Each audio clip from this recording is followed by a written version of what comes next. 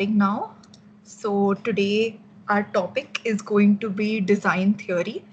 It is, as I have already said in my message in the group, the most fundamental skill anyone can hope to have as a designer. Okay, if you do not understand design theory, then it doesn't matter how many softwares you know how to operate, how many subscriptions you have. If you do not understand the basics of design theory, then you cannot aspire to be a good designer. Okay, so this basic skill is what you need to learn on the first day, and that is what I hope to teach you.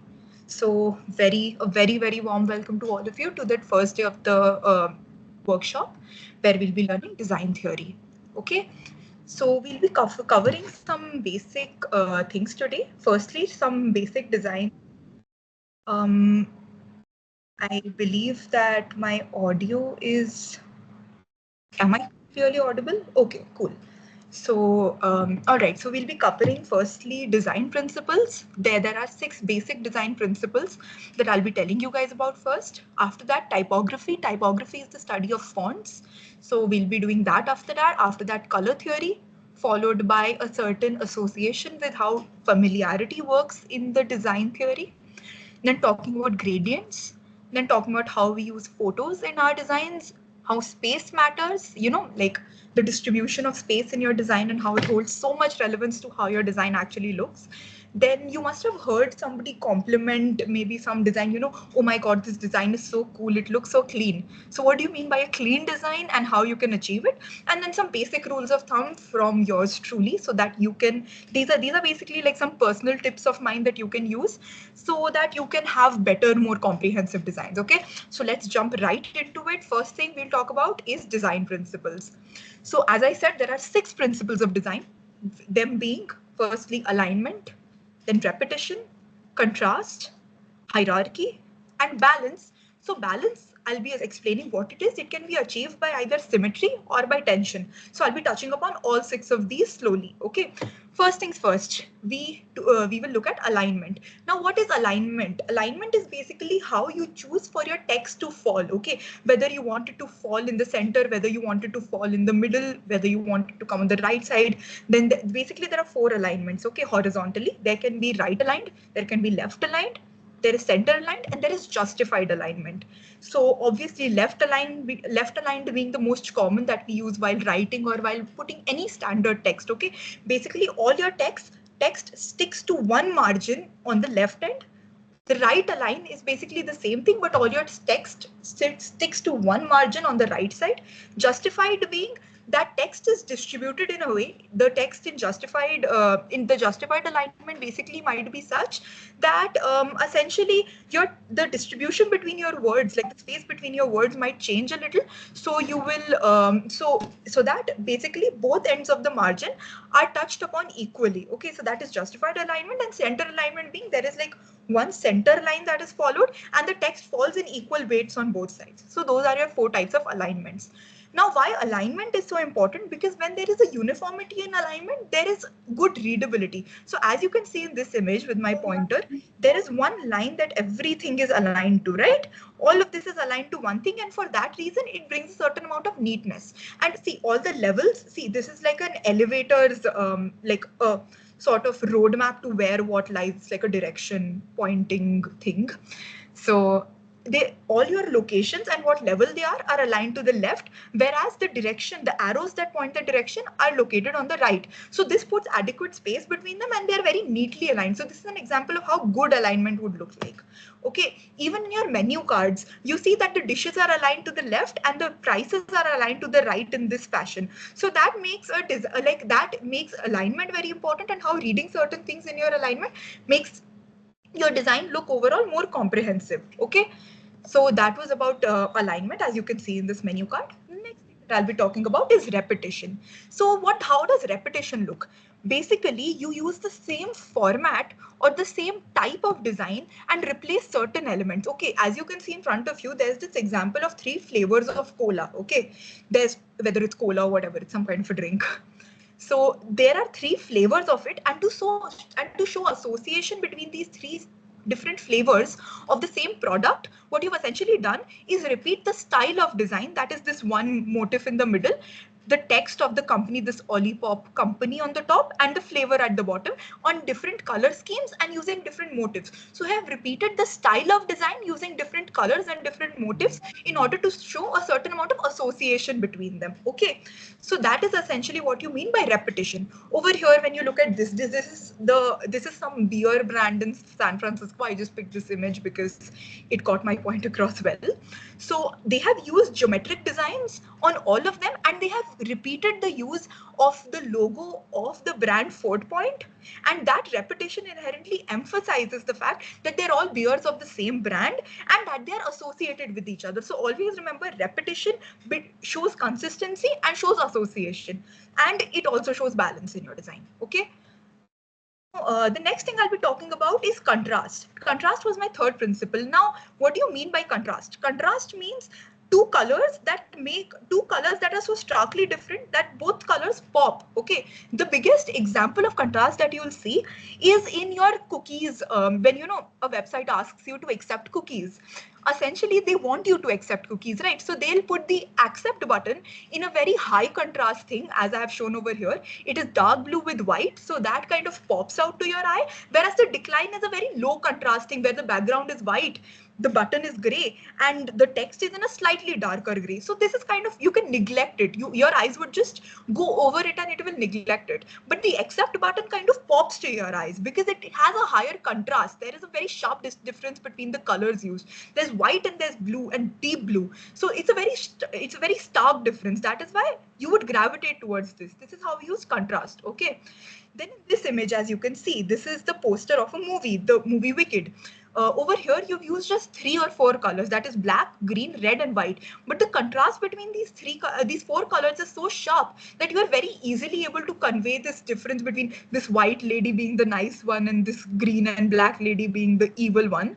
So that contrast of colors is what brings about this stark difference between the nature of these two witches. One is good, one is evil.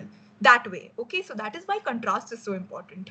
Next, I'll be talking about hierarchy. What is hierarchy? It is basically, I know this spelling is kind of shit, like the title spelling is kind of really shit, but bear with me. It was a picture that I had to pick up because it conveyed my point rather well. So bear with me. But basically, what hierarchy means is that your content is going to have a title, it is going to have a subheading or a subtitle, and it is going to have text at the bottom. What you need to ensure is your title is of the largest font size and the most, your font stands out the most when it comes to the title. The subheading being of the second largest font size and it pops to the eye. And the last is the text itself, and the text itself needs to be readable and it needs to be smaller. Now you need to ensure that this hierarchy between the 3 things is followed, because if you were to not do that and it looked like the second one where the title is like really small and then the subheading is small and then the text pops out, then your text has no context. You don't know what the text is about because there is no heading, there is no title, because the reader simply skimmed over the really small title. You need to ensure that this hierarchy is followed so that your design looks comprehensive. Okay. The next thing, right, okay, just these are a few ways of expressing visual hierarchy. If you guys want, you can go through the slide. I'll give you guys a couple of minutes, like a minute or so. You can look at it. I'll just quickly touch upon it. Scale being that the most important, there are like 4 ways in which you can establish this visual hierarchy. Okay, so first thing being scale, wherein scale is essentially the most important information is given in a larger size with the lesser important information being of a smaller size. Scale as in size over here. The next is contrast. You can make a stark contrast between light and dark colors in order to establish the hierarchy. Okay, with the things that need to stand out, you will give them a color that is far more bright as compared to a thing that doesn't have to stand out so much. Then there is text direction. You can change the direction in which the text flows, because automatically if something is aligned vertically whereas all the other text is aligned horizontally, then maybe the person would read what is vertically aligned first, because that is what catches your attention the most. Basically, visual hierarchy is about establishing what sets a certain thing apart. You need to set the title apart from the text, and you need to set the subtitle apart from the text, and that inherently can be done by establishing a visual hierarchy. And last is position, obviously the most common one. You put the heading at the top so that it is the first thing that the viewer sees, and then they continue to skim down the page. So again, you please do go through these in a little more detail. Like you can go through the slide properly in a bit once the resources are shared with you. So moving on to the next thing about hierarchy. Again, now to understand how a reader perceives or a viewer perceives your design, as humans, we have tendencies to follow certain patterns when we are viewing content. Okay, either the Z pattern or the F pattern when we are looking at content. You will start from the left, skim over to the right, take a diagonal to the bottom, and then again skim over to the right. That is the Z pattern, right? This one. You'll read from here to here, then you'll move. Did somebody unmute themselves? Does anybody have any questions? Just one more thing, please feel free to unmute yourself and ask if you have a question, but do not unmute yourself so that it becomes distracting because everyone's trying to listen. So please feel free to ask questions. I would totally encourage it. Stop it if you don't understand something. But yeah, just don't randomly unmute yourself because it gets distracting, right? Thank you, everyone. I'll just continue now. Yeah, so this is about the Z pattern. Like if you arrange your information in a way that it follows the Z pattern, then it will be easier for the viewer to follow it visually. Okay, and the other pattern is the F pattern, where they start over here, they skim, then they move to the bottom, then they skim again to the right, and then they move down again. So this can continue in several levels, like where you skim from left to right, you move down, and then you skim from left to right, right? So if your design follows the Z pattern or the F pattern, then inherently you are ensuring that your content is tuned in a way that the viewer, when they see it, they find it easy to receive. It is about how it is basically design is about how your content is received, and you want to make it in a way that it is easy for the viewer to receive. So when you put it in a format that the viewer is hardwired to look at, then it becomes easier for them to perceive. So that is about the Z pattern and the F pattern. After this, coming to balance, I had talked about how balance can be achieved by tension or symmetry. What is balance? Basically, you don't want your design to be heavy on one part and has absolutely nothing in the rest of the places, right? You want that your design should be balanced. There should be a distribution of elements so that it doesn't look like focused on one place.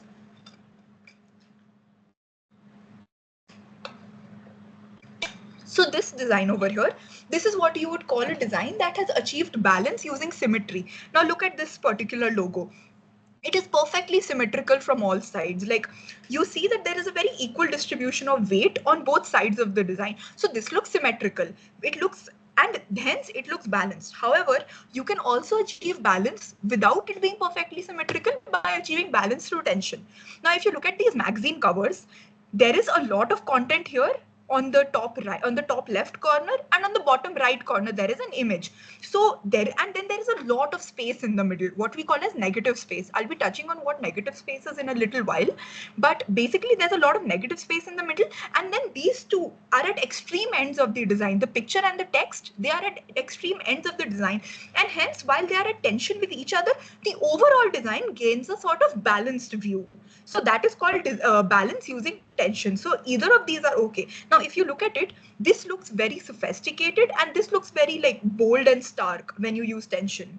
So like take care which one you choose to use, but also make sure that your design is balanced overall. Otherwise, it just looks too cluttered to the eye and the person doesn't even want to look at it because what kind of an unbalanced image is this, and you don't want it. It's like that. The next thing we'll be talking about, as I said, is going to be typography. Let us move on from the basic 6 principles of design. I'll just stop for like half a minute and ask you guys if you have any question here about the 6 principles of design that I've touched upon. Anyone, anything?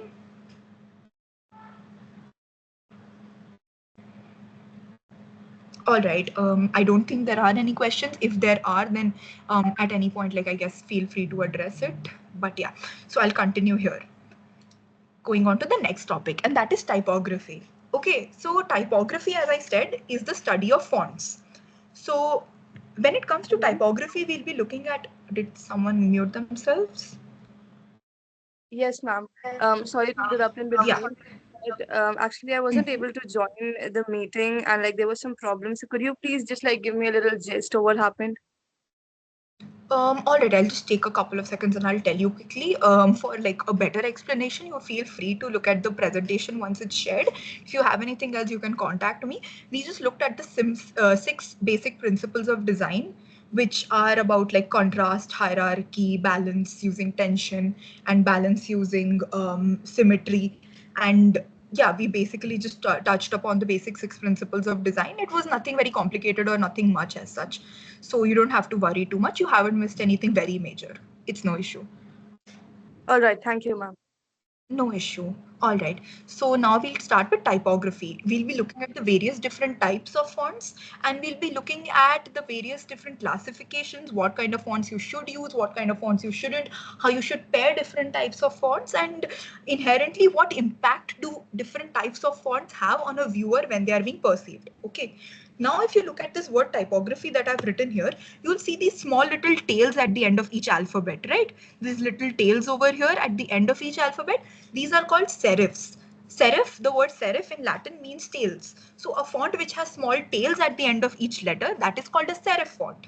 Serif fonts have very good applications in the sense that they are useful when there are a large amount of text to be read. Then like basically you've seen a newspaper, right? In the newspaper, the font that is used is Times New Roman. Even when you have to submit an essay or something, your professor is very likely to tell you, okay, everyone 12 point size Times New Roman font. Use this and submit your text, right? That is because serif fonts are the most easily readable fonts. They're easy to read when there are large chunks of text. So usually when we talk about the classification, text that is in the body, like it contains the actual large content, it is usually written in serif. Okay.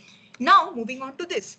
In this, you see there is an absence of these little tails. There are no tails. The alphabet just kind of ends at a blunt end and it's like a very rounded font.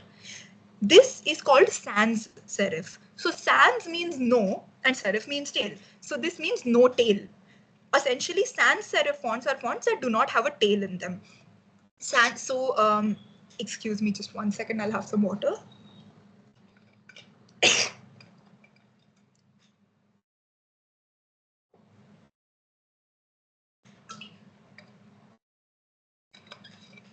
Yeah. So sans serif fonts, as I said, they do not have a tail. Now sans serif fonts make for good headlines since these are fonts that stand out, and you know they're very like blunt and sharp that way. Not blunt and sharp, I mean that's contradictory. They're blunt and they're bold in that way. That is why they make for good headlines. Okay, sans serif fonts make for good headlines, whereas serif fonts make for good text. Then we come to the third classification of fonts, and those are script fonts. Basically, the cursive kind of fonts and the decorative cursive fonts, those are script fonts. Script fonts tend to add this natural kind of look to your text. Okay, how it looks like there's a handwritten touch to your text that way. And they're often good for adding in like as subtitles. The way I've written script at the bottom, it's kind of like a subtitle to the word typography. So it adds a kind of subtitle kind of vibe and a natural vibe to your entire text. Okay. Next, we'll be talking about font pairing. Now, font pairing can be done on the basis of two things. Like, obviously, when you're making a design, you can't make a design that has just one font in it. You will need you'll need a various different types of fonts, right? But obviously do not pick so many fonts that it looks like there is no uniformity, but you usually need 2 to 3 fonts together. So you need to pair them together, and your fonts need to look good together. They need to complement each other. So font pairing can be of two types. Either you pair the fonts on the basis of font type being serif, sans serif, or script fonts. You pair them on the basis of the font type, or you pair them on the basis of font weight, as in say, this font as such, it is a thicker line weight, right? It is like a thicker stroke. But this one, it is a thinner stroke. The lower font, the one that pairing is written in, it is a lower stroke. It is a thinner stroke. So over here, the upper font is a serif font and the lower font is a sans serif font. This is a thicker font and the lower one is a thinner font. That is why this pairing looks balanced. It looks like there is one font that is a serif font and it is heavy, whereas the smaller font that is a sans serif font and it is light. So there is a certain amount of balance over here. The next thing you can do is use both the fonts that are heavy, but you can maybe use one serif and one sans serif. This is a font pairing done on the basis of the different types of on the different types of fonts like serif and sans serif. Next thing you can do, you can pair two serif fonts, but see, they are different in size, they're different in weight, and they're different in terms of the letter shape. After this, you can also try to pair two sans serif fonts, but that needs to be, again, don't pick two fonts that look very similar. Like this one is a thin font and the lower one is a thick font in terms of in terms of the weight of the stroke, right? So you need to pick a font pairing where the two fonts don't look very alike as such. Then you can sometimes pair script fonts with serif fonts or sans serif fonts. Over here, you have paired one script font, that font is written in, and pairing is written in a sans serif font. That also looks really nice. Now, see, let me point out one thing to you. Over here, I have paired a script font with a serif font. This thing wherein you have paired a script font with a sans serif font, that gives a very elegant kind of appearance because it's like a font that is clean and very minimalistic along with a font that is fancy, so it looks elegant. However, when you use a serif font with a script font, it kind of looks very professional and aesthetically pleasing because yeah, it looks kind of aesthetically pleasing and it looks more professional. So make sure you understand the difference between these two. However, you will notice that I have not paired two script fonts together. Never ever pair two script fonts together because just it becomes too much to the eye and it looks like there's just way the readability is not very good. Now that is the main drawback with script fonts. If you look at this, coming back to script fonts, it is not as nicely readable as serif or sans serif fonts are, and that is why we use these in a lesser quantity. We use script fonts sparingly, we don't use them very often, and that is why you need to make sure that you don't pair two script fonts. Okay, now I'll be moving on to another. So basically this is about how you pair fonts. Now coming to actually what is the anatomy of a font and what are the different components of a font and how do they look. Over here, I'm talking about what is kerning. Kerning is basically font spacing, as in the space between the letters. Okay, now if you look at this top word, font, there is a very small uniform space between in between the letters. But between the word spacing, as such, there is a very thick space between these. And this wider space and this lesser space, these have very different impacts on the person who is looking at them. Then when there is a wider space between your letters, as I have done over here, it gives an elegant look. Okay, this elegant look is achieved by giving a larger space between your fonts, between your letters. That is, the kerning is increased. However, if you are to reduce the spacing between the letters, then it becomes loud and bold because all the letters are together and they kind of just shout at you. So I think that makes a fair amount of sense. So you need to pick what vibe exactly you are going for. So if you're going for an elegant vibe, make sure to increase the font spacing and make sure that you have kept a font that inherently does not look very cramped, because the more cramped it is, the more it is going to be visually assaulting. And when you do want it to be visually assaulting, and that is you want it to be loud and bold, make sure you decrease the kerning and make sure that the letters are close together. So that is how you decide upon the impact what kind of spacing do you want to keep between your fonts. Okay. Again, now when talking about kerning, I decided to put this example in at the last minute. You see how there are some fonts that inherently have very poor spacing between the letters. Now this thing that they're trying to write over here, savings, it looks like SA is different and wings is different. So it's like sa wings. There is like, it looks like there is a space between A and V because inherently the font has a very bad kerning. So such fonts are fonts that you might want to avoid because then it kind of impairs readability. You wouldn't read savings very fluently as compared to if it were all together and evenly spaced. So please make sure you pick a font that has uniform kerning and it has good kerning. And you might need to sometimes play with it and adjust it so that you can obtain the best readability of the font. Okay, make sure you do that because just don't pick fonts that have uneven and bad spacing. That just looks terrible in design. And honestly, I refrained from putting any inappropriate examples in this PPT, but sometimes because of poor kerning, the meanings of your text often changes drastically. Make sure you don't want that to happen. Okay. Yeah. So I have just added a few resources over here. That is the font pairing guide on how you would pair fonts. Basically, this contains how you would try to pair fonts. The leftmost column, the middle column gives you suggestions of certain font pairings that are proven to look good. These are met with good reception. And over here, there are some on the rightmost column. You have some font pairing no-nos. These are things that you want to absolutely under all circumstances avoid. Firstly, you want to avoid fonts that are too similar. If they're too similar, then there is no point of font pairing. It is essentially that you can't perceive the difference between the two. Then second thing, fonts with similar weights. When you pick two fonts that have very similar weights, they are going to sort of compete with each other and they're going to mix with each other. And you won't be able to bring about a contrast between the two fonts. That again, it defeats the purpose of font pairing. Then second, and then third, as I have already said, do not mix two script typefaces. It just, you can see over here why it just looks bad. It looks shabby, it looks shoddy, and it just decreases the readability. Then fifth is using too many pairings. If you use too many different fonts, then the person is going to be so distracted. The person who is reading your content, they're going to be so distracted from what the fonts are. Like there's so many different fonts that they're going to lose the connection between the words. Like you're reading one thing in one font and the next thing in the other font and the next thing in a third font altogether. The fourth thing is in a completely different font. Just don't do that. It becomes visually assaulting. I mean, I will use that phrase very often. I think over here the phrase visually assaulting, because we do not want that to happen in our actual designs.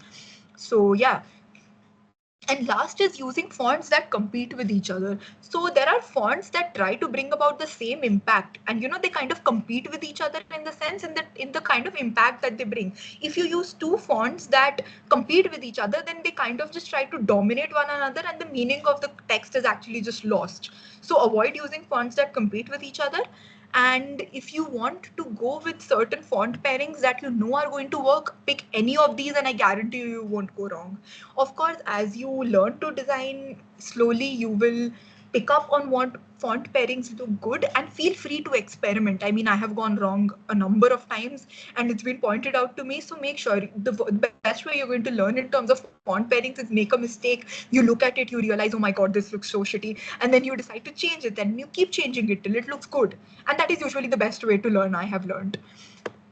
So these are different fonts. Again, this is another guide for you wherein I have picked like these are a few fonts from like it's a ready-made resource that I decided to add for you guys. These are fonts that have different impacts for different purposes. Okay. Firstly, there's this set of fonts that have a very high-end sort of posh look to them. So these posh looking fonts can be used when you're maybe trying to make a design for say a luxury brand or something. Okay, so you can use these kind of fonts. Then the next kind are the modern and trendy kind of fonts. These are fonts that you can use when you're trying maybe to make an advertisement for maybe a fashion brand or maybe something that's upcoming and trendy. You can use it for these. Then there are approachable fonts.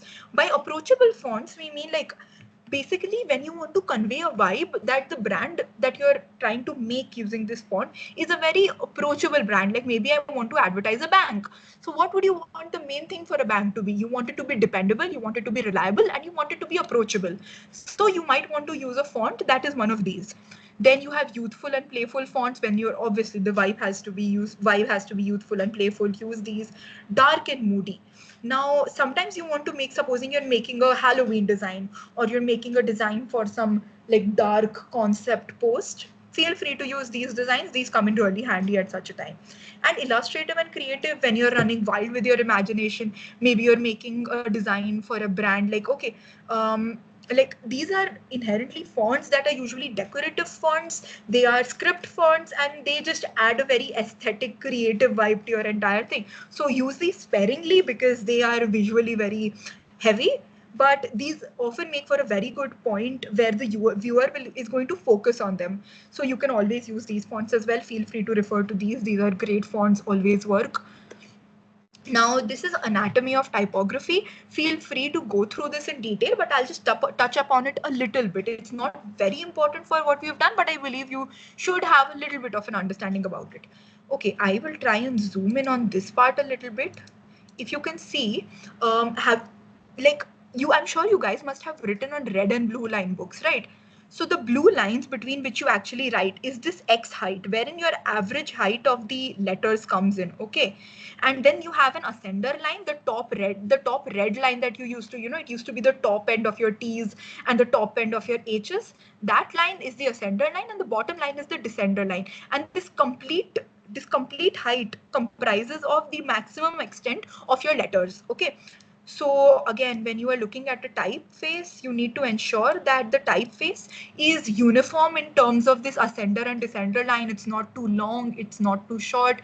So again, please feel free to look at this one in detail. I won't get into the complete nitty-gritties of it, but because it is a lot of detail over here. So feel free to look at it yourself. Again, over here, if you look, there are the typeface classifications is given on the top, wherein we have classified the different types of fonts. And there are some examples given here. The examples given here are again fonts that are very popular and work very well. Feel free to use these because, as I said, they work well. They're like, you can't miss with these. So yeah, now I want to touch upon something called as the italics rule. I have seen a lot of people use italics for no purpose whatsoever, just for an aesthetic purpose, that okay, let me italicize this because it looks cool over here. But that is not how italics should ideally be used. Because while reading something, you tend to stress on the word that is written in italics. For example, if I try to read this first sentence, italics can be used to highlight text. Because the word highlight is italicized, I will read it with a stress on the word highlight. Italics can be used to highlight text. That is how you mentally read it. It can be especially useful in breaking the monotony of large chunks of text. So automatically you are going to lay emphasis on the word that is italicized. So make sure that you use it for words that need to be highlighted or emphasized and not just randomly. Again, when you have large chunks of texts, it can get very monotonous to keep reading. So keep highlighting or like italicizing certain words that require emphasis, and that kind of even will break the monotony of the words. Like it is mentally giving you a respite of reading in the same boring tone of monotony and going blah blah blah blah blah. Instead, there is a sudden change in the tone of which you are reading. That is what happens when you're italicizing something. Use it sparingly, but do use it. Then talking about how case sensitivity matter. When you write something in lowercase, then it is softer. And when you write something in all caps, it is louder and it is more bold. When you talk about netiquette, as in internet etiquette, typing in all caps is often considered as shouting on the internet. Like a lot of times you might, if you guys are texting with your friends, you'll all be typing in all caps and going like, oh my God, bro, why are we shouting? That is the response I get from a lot of my friends when I type in caps. So caps is perceived as shouting or as being very loud. So be sparing with how you use caps and be sparing with how you use lowercase. Of course, lowercase is easier to read in the sense it doesn't look like somebody is like barreling or hammering something into you, but again, it doesn't have a very strong impact either.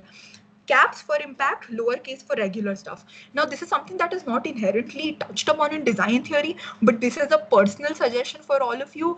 Please be very careful with your capitalization. It looks horrendous if you just, do not capitalize the first letters of your titles, or if you write a title like a sentence. In a title, please ensure that the first letter of all important words are capitalized, not words that are like filler words like off or on, but like if you're writing the order of the phoenix, then the T of order, the O of what? Yeah, the T of the O of order and P of the phoenix. That will be that will be capitalized and the rest is going to be in lowercase. Don't write the entire thing in lowercase or in the entire thing in uppercase, or just T is capitalized and the rest of the letters are small. That just looks really bad. Please take care of your capitalization, especially in titles. That was just something I added from my end. It's not really like a part of design theory, but it is important to make your designs look professional. Then this was something that I addressed earlier too, negative space. Basically, what negative space, to put it very simply and not make it all fancy, is white space. Over here, if you see, the letter N has not actually been typed as such. It is just left as white space, and because the black space and the white space have been placed, so you perceive it as an N. Okay, so with negative, and of course negative space is leaving a lot of white space around, because inherently when your design is very cluttered, the attention of the reader is diverted very easily. So you want there to be a lot of white space, and you want there to be a lot of negative space in your design, so that the person can actually focus on the elements that are important, and they are not just again visually assaulted by all the different stuff that is there in your design. So again, negative space is something that is very important, and I will be talking a little more about how to make your design breathe by incorporating negative space and everything in a little while. Okay, now the next thing, and one again, okay, since we're moving on to the next topic, I will pause for like a few seconds and I will ask everyone, are we following till now, and are there any doubts at all? Please unmute yourself and ask me. I am absolutely glad to answer.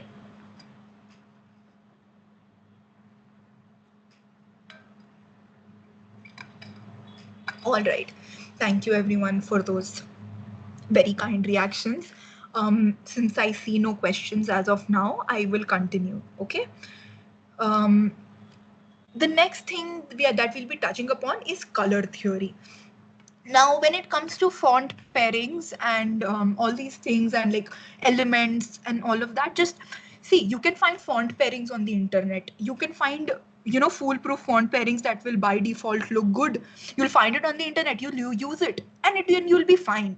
You don't really need to develop much of an intuition for font pairings because it is something that is very easily available on the internet. I mean, of course you should if you aim to be a good designer, but it is not something that is impossible to do without.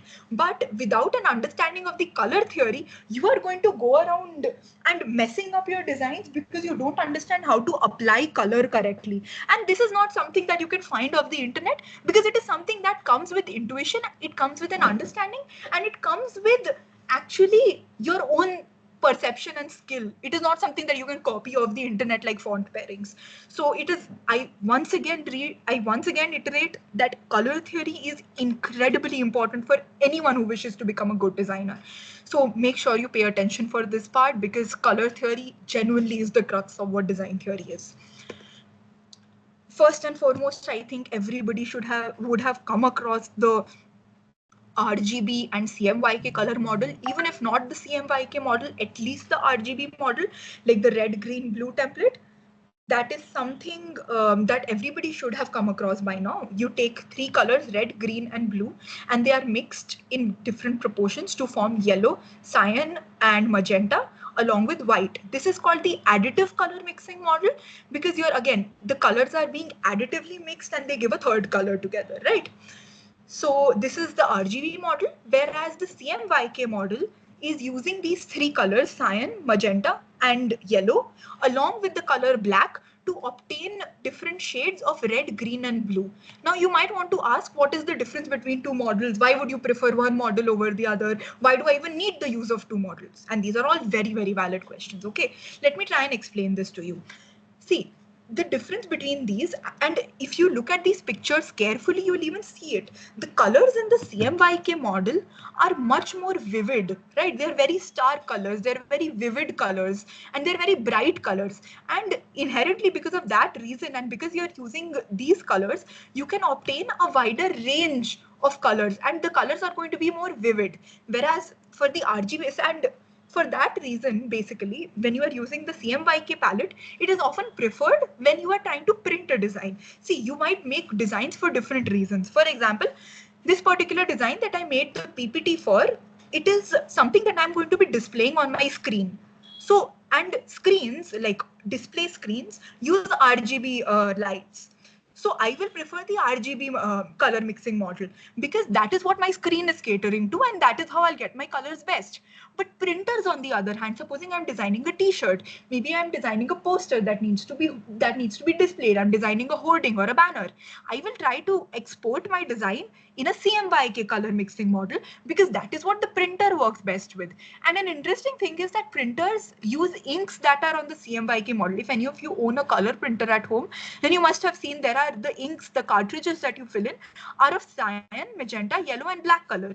And with that, the printer can get a larger range of colors using lesser ink. So as a designer, you also need to think about the cost effectiveness of the printing of your design, right?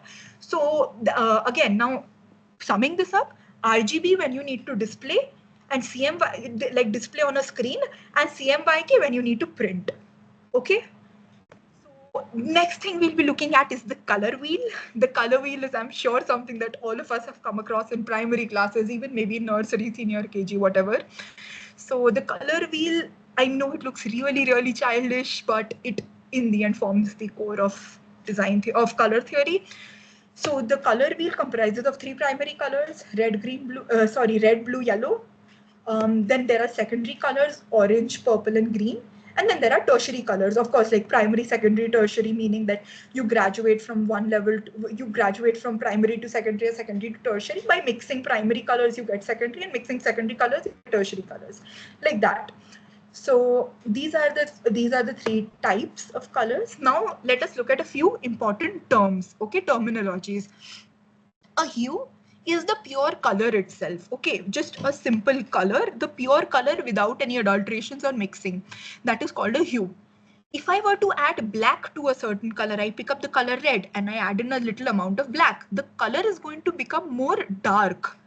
It will probably become like, see, you see this is red, and I've added a little black, and this is how it will appear. It is something like maroonish. Maroonish is like a shade of black, it is a darker shade of black. Then we have tint. I mean, okay, when you're editing your Instagram pictures, there are like sliders to adjust different parameters, right? There's brightness, and then there's saturation, and then there's tint as well. Tint is basically the addition of white color, so your colors appear brighter and slightly lighter. I mean, sounds funny, but okay, they appear lighter and they appear brighter. So tint is the addition of white. And the last is tone, and tone is the addition of gray. By the addition of gray, the color is not going to become like, it's going to become more muted. It's like gray adds a very subtle change, in the sense your color becomes muted. It doesn't become very dark or light as such as it does with black and white, but with gray, it becomes muted. So changing these three parameters, the shade, tint, and tone, you can obtain a wide variety of the hues, different sort of, versions of the same hue that way. So you might have to adjust these at different points depending on how you want the colors in your design to be. So it's good to be familiar with these terms. Now I'll be talking about color pairings, how you can pair the different colors of your to obtain a good and comprehensive color palette that looks like it is in sync. First and most easy type of pairing is complementary. Basically, you pick two colors that are on the completely opposite, that are on different and opposite sides of the color wheel. Okay, one of them is blue and orange. Another is red and green. I think red and green is one of the most popular, complementary color palettes used. I think a lot of you must have been to this food chain called as Chili's. Chili's is a very popular, at least now it's come to India. It used to be very popular in America, but now it's come to India and it's become pretty popular here too. So the Chili's logo is of red and green color, and these are two very bright colors. For example, this design over here of pepper powdered. This uses red and green. Both colors are very stark. And the entire design kind of just pops to your eye, and it is very, bright, and it is perceived well. But again, remember that complementary colors, since they are completely opposite on the color wheel, it is not a very good idea to use these in like your general um, design, maybe as the background or whatever. Usually it's a good idea to use these for logos, I have personally seen. Then you have analogous. So these are basically three colors that are side by side. Maybe you use three shades of blue, three shades of this purplish, or maybe three shades of orange and red, that way. So when you use three colors that are side by side, you get this gradation between colors. You get like three different shades. So it's very easy to form an association. Now, a very good example of this. Okay, so Frito-Lay is basically the brand that makes Lays. So Frito-Lay's company's old website used to look something like this. Now, a very interesting thing over here, you see there are two sections to this design. One is the top section that uses these three colors of the color palette. It uses an analogous color pairing over here. And the bottom part, that where Tostitos is written, you see these three used, like the three shades of blue that are used. And even more interestingly, if you try to look at this in a more deep perspective, these two these two analogous pairings are on opposite sides of the color wheel. So very cleverly, they have incorporated both an analogous and a complementary color scheme. And in this, they managed to bring out the contrast between the two different sections of the website. Whereas also, wherever the basically your sort of visually your attention is going to the place where the color is the darkest and it is the most bright, and on the top half it is the red part where their socials are given over here, the social media, the Facebook, Twitter, Instagram, Pinterest. This is given, this is where they want your attention to go, because they want you to interact with your social media. On the lower part, your attention is going to go to this bright blue area because this is blackish, this is fading and it's too dark. But this area is where your attention is diverted. And over here, they have given the logo for their most recent launch, and that is this Tostitos thing, whatever. I don't think it's come in India, but okay, it's a good example to explain things. So yeah, so I think this is a good explanation of how analogous color schemes work and how they should look. And the last is triadic colors, where you basically pick three colors that are at three different ends of an equilateral triangle. They're equally placed around the color wheel. This gives a sort of very good balance because you have picked three colors from three different parts of the color wheel, right? So that is going to give a good balance to your colors in the design. Now, a very good example of how someone has used triadic colors to make a logo is the Burger King logo. They have used blue, yellow, and red. This blue, this sort of yellowish color, and this sort of reddish color. So they are essentially a triadic thing, this one, if you see it. So this is a good application of what a triadic color pairing looks at, because it's balanced, it's bright, and it's visually appealing. So I have put in over here a few color palettes and color combos that look good together. Feel free to use these. You'll be able to find the hexadecimal codes for these very easily if you simply look up the name, or you can use a color like a dropper tool from your applications. I'll be showing you shortly on how to do that on Canva. But over here you can use these color palettes. They work well together. Yeah, if anyone wants to screenshot it, they can, but this will be shared with you in a little while, I believe tomorrow. So yeah. Now, next thing that is, okay, we have discussed about how to pick colors and what colors look good together. The next thing we'll be talking about is the psychology of color. Just stopping here again for like a few seconds. Anyone, any questions? Feel free to unmute and ask. I'll wait for a couple of seconds.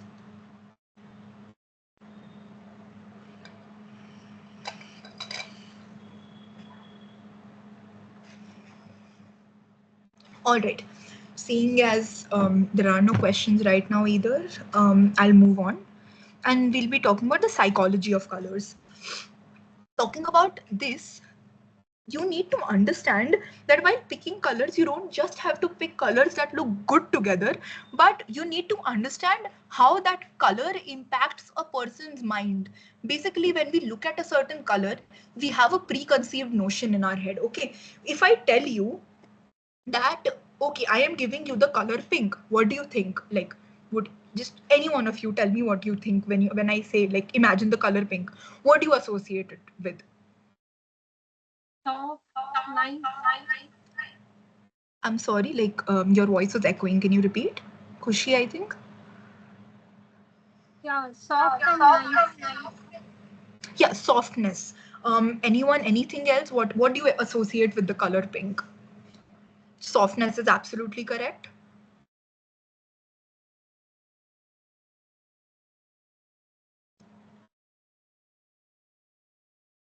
Anyone, guys, just unmute and answer. I'll be really Maybe happy if you something guys. related to a girl. Exactly, something that is maybe slightly feminine, slightly soft, right? That is what you imagine when I ask you to perceive the color pink. Now, if I tell you that I want to make a Hot Wheels car that is like all race cars and stuff, and I say that use the color pink in the design, do you see how shitty that would look? Like, just using the color pink to design that, it would not fit, because that is how people perceive the color pink. I'm not saying that it's wrong to be feminine or something, please guys, chill. But yeah, the way people perceive the color pink, it would be very incorrect to brand a Hot Wheels car using the color pink, right? Unless you're directing it for Barbie or something, I don't know. Yeah, please don't call me sexist or someone who's stereotyping, please. Yeah, so I'll continue over here, but yeah, when I suddenly changed the color of the psychology of color, and I changed the color of the word psychology to red, it suddenly has a very murder mystery kind of vibe, right? This slide, the psychology of color. Oh my god, what is this deep dark shit? See, that is how how your interpretation using color changes, right? Because on a certain level, when you see darkness and you see red, you might associate it to blood that way. Yeah, so this is a wheel that shows the psychology of color. There are different colors. Firstly, there's red, there's orange, yellow, green, blue, purple, black, white. There's also cyan and pink. I incorporated two wheels because there was no wheel that I could find that had all the colors that I wanted to address. So I decided to put in two pictures. Firstly, red. Red incites energy, passion, urgencies, impulsiveness, warmth. It is the kind of color that grabs your attention and says, okay, do this. It is the take action color that, you have to do this kind of color. So this color is used by a lot of brands like Toyota, Canon, Coca-Cola, Kellogg's, Nintendo. See, I'm just briefly reading all of these for you, and I'll be looking at all of these colors in detail as well. Then there's orange. Orange shows liveliness and enthusiasm and, you know, something being fun and being vibrant. That is what orange conveys. Now, yellow is about delight, it is about cheerfulness, it is about vitality, it is about, it is about your grabbing your attention very quickly, it's about highlighting something. What, like, the most common color that you use in highlighters when you're, maybe you have this horrible history textbook of yours and you're trying to highlight something, you're very likely to grab a bright yellow, fluorescent yellow marker, and then you'll highlight it using that, because yellow is the color that grabs your attention and it works as a highlighter. Next is green. Green sort of symbolizes nature. It will symbolize healing. It will symbolize cognitive function. By cognitive function, you mean things related to thinking and processing. That is what green is going to symbolize.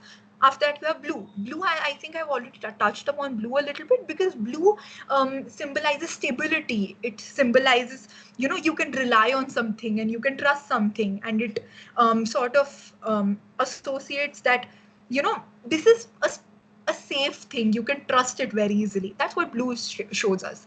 Then you have purple. Purple is often associated with things that are premium, things that are luxurious, or a certain amount of mystery is associated with something. That is what purple shows. Then black is strength, elegance, sophistication. It's used by brands like Nike and Prada, and that inherently shows that black, when you look at the color black, you think of sophistication. And when you look at white, you get the impact of minimalism, and there's a lot of breathability and open space. That is how you perceive the color white. Then yeah, I'll just touch upon the two colors over here that weren't in the previous one. Pink is vibrance, it is romance, compassion, maybe feminism, like feminism. The feminist movement is often referred to with the pink color. Then sometimes drama, like romance, love, all of this is often represented with the color pink. And you'll often see it used in the beauty brand, in the beauty industry, as in like makeup products or something. They often use the color pink to advertise. Then there are feminine products like, say, sanitary pads. Like I think most of you would be familiar with the brand Sophie. It uses the color pink to advertise, along with that little ridiculous fairy. But okay. Then there's the color cyan. Cyan is used to sort of show clarity. It shows clean. It is used to show something that is clean. It is open. It is clear, and you usually see it associated with startups, crypto, investment, technology, all of this.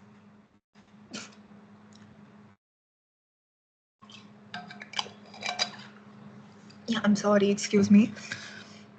So yeah, that was cyan. Now I'll pick up the example of each of the colors we've discussed here, and try to address this in a little more depth. Let us talk about the color red.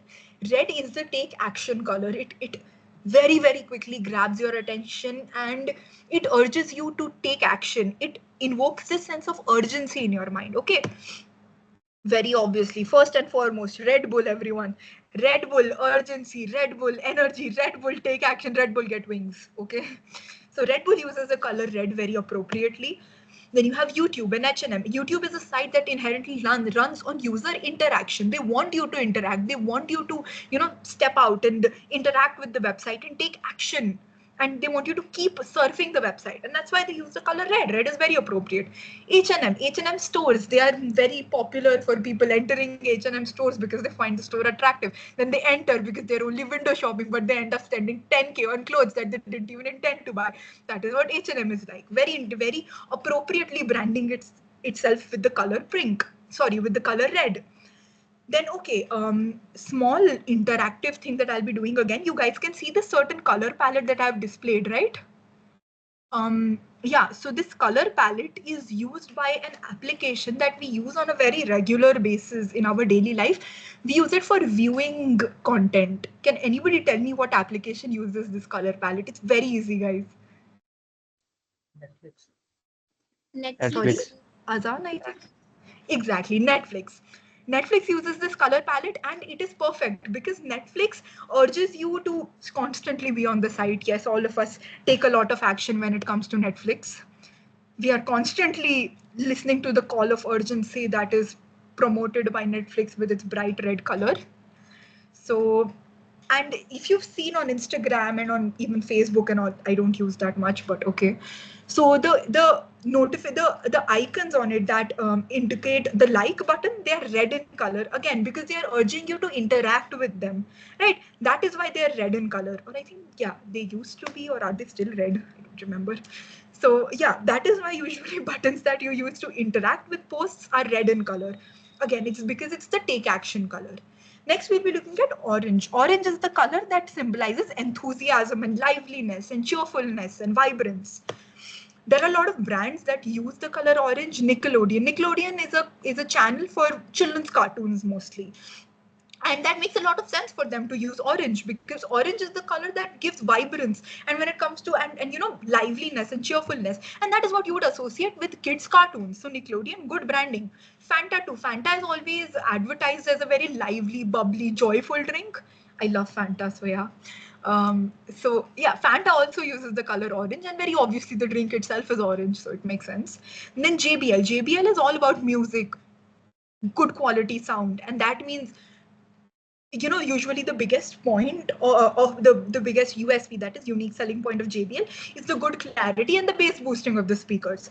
So that is why it makes, and that inherently means that you can play lively music and you can make like there's a lot of enthusiasm in the marketing of JBL. So it makes sense. Again, Barbecue Nation, very lively, very cheerful. Makes sense to use the color orange. Now, I don't know how many of you are familiar with this symbol. It is used by Penguin Books. Um, for a person who finds books cool and exciting, I'm sure the branding would seem on point with the color orange. But yeah, that's a subjective thing because I mean, Penguin Books are not for everyone. But yeah, just an example I wanted to include. Then coming to yellow. Yellow is the color that seizes your attention. You have the color yellow and you're automatically going to look at it because it is that, I don't know, sharp to your eyes. Yellow is just the color that you use to highlight everything. It is the color that you use to grab your attention. And by grab your attention, I mean the way Snapchat has grabbed your attention. It is so bright yellow. And with that yellow, all our attention is permanently hooked on Snapchat. I can guarantee that for a number of people over here. So yeah, it's like Snapchat appropriately uses the color yellow to advertise itself. Then yellow can cause anxiety when there's like so much yellow. Use it sparingly and use it as a highlighter. Please don't use it the way I have used it in these slides. I wanted to make a point, so I used yellow a lot. Please don't use that much yellow anywhere, otherwise it's going to kill your viewers. I hope it's not killing you guys. So as I said, it's used as a highlighter. The brand Post-it uses different shades of yellow to advertise itself. And Post-its are used to highlight things in your notes. You have this bland page which is like plain white with a lot of text, and you put one Post-it and you summarize it, like summarize all the text. That is how most people use Post-its. And that is why Post-its are yellow, because that is where your attention goes to first. Okay, so this is how branding is done using the color yellow. Next is the colors green and cyan. So green and cyan, as I've said, green is associated with vitality, nature, and growth. And cyan is associated with as I've already said, it's usually associated with tech companies and investment and professionalism. So that is how green and cyan are respectively used.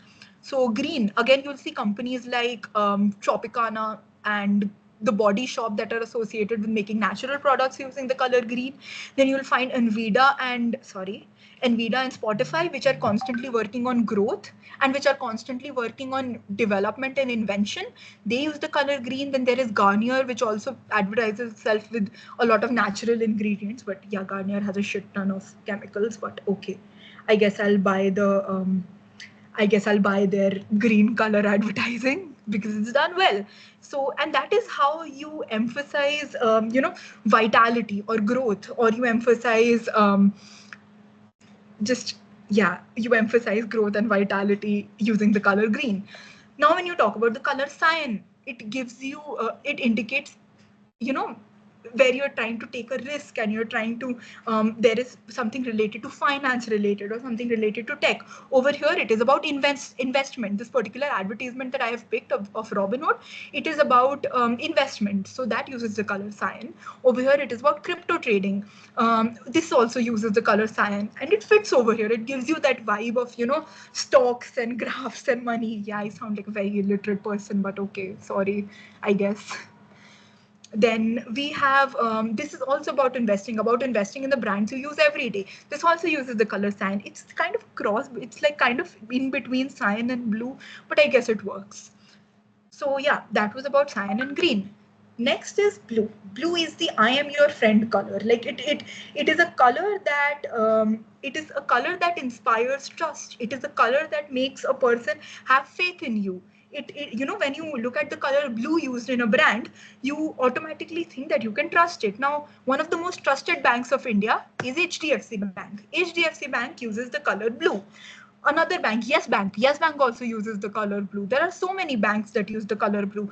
IDBI Bank uses the color cyan. Cyan, again, as I had already said, cyan indicates like profit or maybe trading money. Yeah, so I guess IDBI Bank was going for that. Blue is used for gaining a person's trust. So, okay, I have over here another small activity for you guys. You can see the new and old logo of Twitter now called as X. Do you guys sense a change in the vibe of the website? Like between Twitter and X, is there a change of the vibe? Anyone?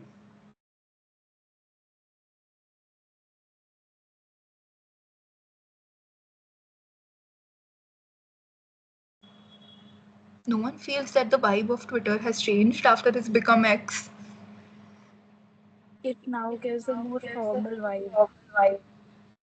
Exactly. It gives a more formal vibe, a more intimidating vibe. I think Khushi had unmuted herself. Did you want to say something, Khushi? No, wait a second, please. 1 minute. I wanted to say that at earlier times, this X1, it emphasis on dark and low bold, but right now it is more like friendly type. Hmm. So basically, you guys are all correct. Basically, when it was Twitter, it used the color blue. See, the site has not changed at all. It is still it's pretty much exactly the same website. Okay, it works the same way. There's still the same kind of content out there. People are still up to the same nonsense that they were up to on Twitter, and now they're up to the same nonsense on X. But the vibe that it gives off has changed. Why? Because earlier you associated cool colors like blue and white, like, and it inspired friendliness, openness, and trust between in yourself. But when you use the color black and white, it gives a more, I don't know, intimidating vibe, more sophistication. It becomes a little more, you know intimidating to you. And that is how the vibe of Twitter, when it changed to X, has changed. So I thought this was an interesting little case study to see just how a change in the branding could affect how you perceive a simple product that has not changed much actually. So a lot of websites like Twitter, LinkedIn, Facebook, these are websites that we use for social networking. We all trust in blue. We trust these websites. We put our information out on them daily, and they seem familiar because they use the color blue in their branding. It looks professional, it looks approachable, it looks trustworthy. And that is the importance of the color blue. Next is purple. Purple is the color of sophistication. It is the purple of it is the color of being classy, and it is the color of being just elegant, I guess. So one of is anybody's favorite chocolate Dairy Milk over here? You consider Dairy Milk to be a very elite favorite chocolate of yours. Like a huge part of that comes from the fact that Dairy Milk is branded as a purple with a purple color. It just looks posh, it looks elite, it looks cool, and that is perfectly cool because yeah, Dairy Milk's fair enough. So it is used again. Milka is considered to be one of the most premium brands of chocolate around, apart from Lindt. But yeah, Milka is considered to be a very premium and very delicious brand of chocolates. It uses the color purple to indicate sophistication and indicate elegance and class. Then you have Hallmark. I don't know how many of you are familiar with Hallmark because it's not really around much in India. But yeah, you might have heard references to Hallmark holiday movies or whatever in your maybe shows or TV. So Hallmark uses purple.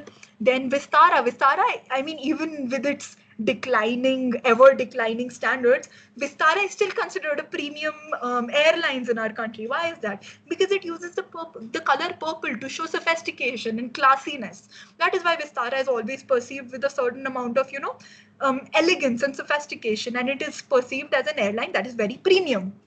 So that was about the color purple. Next, we'll be looking at white and black. Now, white and black are very, very powerful tools when it comes to designing. Um, we'll be looking at examples of both. The color white, it symbolizes knowledge, sophistication, minimalism. Minimalism is something that Apple emphasizes on a lot. So Apple uses the color white. Wikipedia uses white and black because it shows knowledge, elegance, sophistication, I guess, even though people do a lot of bullshit on Wikipedia. But yeah, so Wikipedia also goes for that sophistication image. Black, on the other hand, is used to imply, a lot of class, a lot of sophistication, and like just it is quite intimidating to look at black, and it promotes professionalism. So you might use it in a lot of luxury brands like Louis Vuitton, Versace, Chanel, Ralph Lauren, just a lot of luxury brands use the color black because it gives sophistication, minimalism, and class. So that is the color black used in branding. Now I am hoping to God that you guys choose to interact with me in this one. So this is about picking colors from the real world. This is a cinema, right? The cinema uses the colors blue, not blue, red, black, and white. We have touched upon this once. What brand uses white, black, and red? Which app that we Netflix. Netflix once again. See, I'm Netflix. using a lot of Yep, exactly. I am using a lot of examples of Netflix because that's all that I've been watching these days. So this a cinema uses these colors, and these are the colors that are used on the Netflix website. Right? You see these colors, they're the exact same colors that you see in a cinema. So what Netflix has tried to do is take something that people already know, that is an experience in the cinema that is associated with the colors red, black, and white, picked it up and put it in their new experience that is using an online platform to watch movies and shows. They have given people something that they're familiar with so that they can associate these colors back, and they can, you know, mold their minds into this new experience so that it also looks familiar. The best experiences are experiences that match people's mental models. And that, everyone, is exactly what I have been trying to emphasize for these. I don't know how long it's been that I've been talking about the same thing. I think it's been at least 25 minutes. But yeah, you are essentially trying to give people what they are already familiar. Okay, if I know that someone associates a certain color or a certain color scheme with something, then I will try my best that if I'm trying to give them something new and I'm trying to make it palatable, then I will add in a color scheme or a color that they're familiar with so that they receive it better. The reason Netflix was so successful is because you were able to associate a new experience, that is OTT streaming, with an old experience, and that is watching movies in the cinema. When you associated these two, there was a level of familiarity and hence a level of comfort. Familiarity equals comfort, and you need to understand that in designing. Right? The more comfortable a design appears to a person and the more familiar it appears, the more likely they are to be okay with it and to go with whatever you're trying to suggest in their design. So the next thing, okay, yeah, just stopping here for a couple of seconds. Um, since we have come to the end of the color theory part, I'll stop and I'll take a few seconds. Anybody, any doubts? I really want that you guys ask me anything if I have in color theory, because again, it's an important topic. I would like if you guys ask questions about this. Anyone, any question? It doesn't matter. Don't think there's a silly question.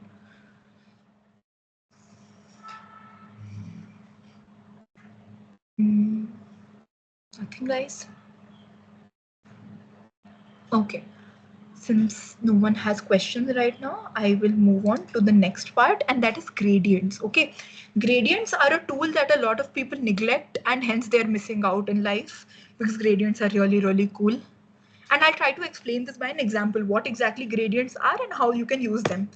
Now, you see a picture over here of our, or at least a lot of people's favorite cricketer, Virat Kohli. He's showing off the jersey of RCB. And that is the first thing I saw when I looked at this design. And then after that, I noticed that there's this text over here that says RCB champions. It is about, this is a design, it is not very design as such, it's just an image with text. But over here, what the message I'm trying to convey is that our RCB truly is the RCB team truly like made of champions, because even though they've never won the IPL as such, they have won a lot of hearts, and they probably have the most loyal fan base known around. So the message I'm trying to convey from this design is posing this question: are RCB champions? And that is what I'm trying the user to see. But the problem with this is that my attention when I first look at this is not going to the words RCB champions. It's going towards Virat Kohli because honestly, he's cool. Fair enough. So my attention is going towards Virat Kohli, and that is not what I want as a designer. I want the person to look at this RCB champions thing and think about that, because that's what I'm trying to do when I'm making this design. So one thing I can do is this text that is over here, I can try and use an effect called as the lift effect to enhance this text. But as you see, I have changed the slide. Yes, it doesn't have a very big impact. It still doesn't attract a lot of attention. My attention is still going to Virat Kohli. I mean, call that my fault, but okay. So what I can do instead to emphasize this text and to make the word stand out a little more, I can use a gradient. I used a black gradient to fade out the image a little, and for the colors to sort of fade into the background, the very distracting colors that took my attention away from the text. And this is going to make my text pop out. And now suddenly when I've added this black gradient over here, I can read the text much better, and my attention is on the text rather than on Virat Kohli. So yeah, now that is the purpose of gradients. Gradients are very useful tools when it comes to fading out certain things from the background that you don't want people's attention to go on, and rather focus on the elements that you bring to the forefront. So yes, gradients are important tools. Make sure they will enhance readability. They will make your designs look aesthetically pleasing. So yeah, gradients are really, really cool. Please use them, guys. We love gradients here. The next thing that I'll be touching upon is using photographs in your design. Okay, what I mean by using photographs is that when you're trying to add in pictures to your design, you might have to edit them a little, because often you're going to add a picture and you're going to think, oh my god, this doesn't fit in with the aesthetic. I want the content of this picture to be there in my design, but the colors in the picture simply don't fit with my aesthetic. What am I supposed to do? You can edit images to make their colors such that they fit in with your design. First thing you can use is use a duotone picture. Duotone picture, see the picture that I have put in the background over here uses only two colors, this pinkish color and this navy bluish color, and different shades of it. So essentially this, when I had started off with this image, it was a normal picture of a pink of a flower. I think the flower was pink when I had picked it, and it had a greenish background with a lot of greenery behind. But when I applied this duotone filter over it, I sort of made it conforming to a few shades that are going to fit with my design. Okay, so this is what I am doing, that basically I am changing the color of the picture to conform to my aesthetic and my design. That is one thing that you can do using duotones. Often when you want to add a certain picture, say, you'll see this used very often. Maybe you have sunglasses, advertisements of sunglasses. You will see the same picture but using like different tones. They'll shade a picture as duotones in duotones, and then they'll use it. So it kind of brings a nice contrast. Yeah, I guess you can think about that one. Then there is white and black pictures. White and black pictures, very good contrast, very stark contrast, used to bring about sometimes creepiness, sometimes a retro vibe, sometimes sophistication, right? And black and white images, it's best if they are crisp, they are clear, they are high resolution, they tend to bring about a very good sophisticated impact. But always remember that in your black and white pictures, when if you have an image and you desaturate it, as in you remove the colors and you make it a black and white picture, often you'll get a lot of gray tones in your pictures, and you want to avoid that. Because if you have like too many gray tones and not enough black and enough white, then your design, then it kind of just becomes very, it's very poorly edited. The picture is going to lose its impact. So make sure you have stark whites and blacks as well, and it's not just gray tones. Yeah. And last is blurring an image. You might sometimes you will add an image and you will blur it into the background, so that kind of, it is not as as clear and as sharp anymore, so that it becomes kind of faded. And in this, as you can see, earlier when I had not blurred this picture, the flower was the center of attention, but over here it's not just the flower that's taking the attention, but also the text over here, right? Now, and you might have a question, maybe some of you, why didn't I use the blur effect in this particular example of Virat Kohli? Why didn't I simply blur out Virat Kohli? Maybe I don't want to blur him, but no, that's not the case.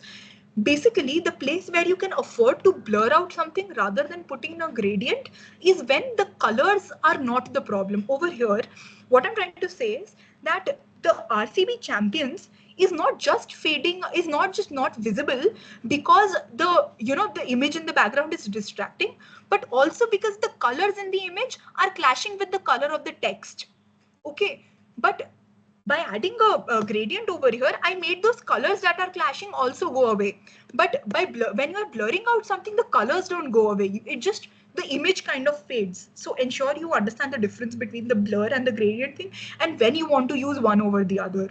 You want to blur something when the text and the image actually have a color difference and you just want to take away attention from the image, but you'll have to use a gradient wherein the colors of the text and the image actually kind of just morph together.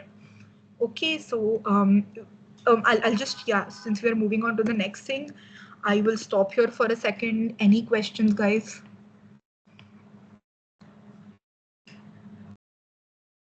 All right, seeing as there are none right now, I'll move on to the next thing, and that is the golden rule of space in design. I had already addressed negative space and I said I'll come to it later. Lo and behold, here we are.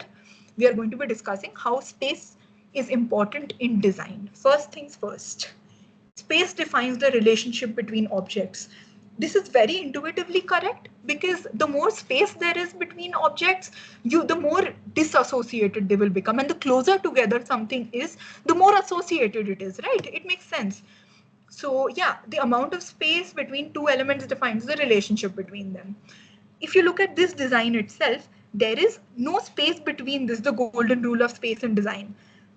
This is one chunk of text. It makes the small space between the lines make the whole lines look like a single group. However, this part, this is one group. The author, or rather the designer who has made this, his name along with along with the social media handle, that is one group, and that is put together, and hence it is associated together. However, this button that you have to interact with it, that is one group, and it is very far apart, hence showing that it has no association to this. So the distance between different elements is going to define the relationship between the elements. Okay, so yeah, that is one important thing. Then again, on Instagram you have the like, share, and comment button on the left side, and the save icon on the right side. That is because you need to set apart the save, you need to set the save up icon apart from just the interaction buttons, right? If you were to keep them all together, then you wouldn't really look at the save icon like it is something very different. Of course, there are other reasons behind it too, and that is accessibility and everything, but that is something that you guys will cover in the UI UX part. So I'll leave it for then. So the poor save icon is alone here, and that gives it more importance. It seems as if it's different than the other actions. So again, how setting apart, like with some space, some elements can confer them certain amount of importance or attention. Then, of course, space can add clarity instead of confusion. When your design is not very cluttered, it has space, then it looks neat, it does not cause confusion, and it gives a sense of clarity. Again, in Gmail, you guys must have seen in recent times, in Gmail, there is the option where you can choose the different types of designs which you prefer. And most people have seen in their email, prefer the place where it is concise. There are, different settings when how you want to view your emails, whether it's in detail, whether it is concise. A lot of people choose the concise option because over there you can see the difference between your consecutive emails very clearly, because there's lesser elements over there and it's not very cluttered. So there is more space, so more space can add clarity and it will reduce cluttered and just cluttering, and it will reduce confusion. As you can see in these two, this one is confusing, this one is very clear, because you can clearly make the association between this chunk of text and the sender that way. Next, space makes things more legible. Of course, when you have a lot of content and you have a lot of writing, when you have space between your content, that kind of gives breaks and it makes your content more breathable, more readable, and hence you find it easier to read. Obviously, I'm sure when you guys have written answers in your, like when you were in 12th or 10th or whatever, and you wrote your English exams, your teacher would always tell you, don't write in such long paragraphs, give a break in the paragraph. That is because you need to put space between your words, and you need to put space between your actual text, so that it is more readable and it is less monotonous. That is why it's important to give breaks in the middle. Okay. So yeah, space can make things more legible, and space can create a hierarchy. I already talked about hierarchy a fair bit, so always remember that elements that have space around them are elements that you're going to look at first. Like in this particular design, the design on the right, these elements on the top over here have a lot of space, right? These elements are all together, the ones at the bottom, they're all together, but these elements are surrounded by a lot of open space. So the first thing you're going to do is look at these elements. So setting space can create a hierarchy. This is the first viewed thing, this is the next viewed thing, and lastly you will view things that are cluttered close together. So yeah, you can use space to create hierarchies, and learn to see space if you want to control it. Don't focus only on the element, focus also on the space around it and the relationship it creates. Yeah, now I did talk a lot about decluttering and making your design breathe. How exactly would you do that? First and foremost, get rid of unnecessary elements. If the element doesn't serve a purpose, remove it. You don't need it. This entire design, there's this triangular element on the corner, there's this dark colored rectangle here, there's this arrow and these buttons. These don't serve any purpose. They serve absolutely no purpose. So get rid of them. This design looks minimalistic, it looks clean, and it is breathable. Okay? Don't add space, get rid of unnecessary elements. After that, margins and padding. That is very, very important. Don't don't let all your text encroach into the ends of your page. Okay, let there be space around your page, because that makes it look neat. Like when you're writing your exam paper, a lot of us have the habit that we'll draw margin in the end because it makes our paper appear neat, also because it fills in more space into your exam paper, but that's a different thing altogether. But yeah, it looks neat when you add in a margin, and for that neatness, and that is what for that neatness you need to add more padding and more margins. Okay, so this looks far better than the one on the right looks far better than the one on the left. That is because there is margin and there is spacing. Then after that, use open images, a very important thing. Often images that do not have a background, and let the background color of your own post shine through, those are images that leave a lot of space, and they have a lot of openness, and it doesn't clutter your post, and it doesn't clutter your design. So try to use images that are open and have no background over images that have a background and consume just a chunk of space over here like this. After this, use fewer words. Try to do not be very verbose. I am being very verbose in this because I am trying to explain something over here. But do not put too much in writing onto your design.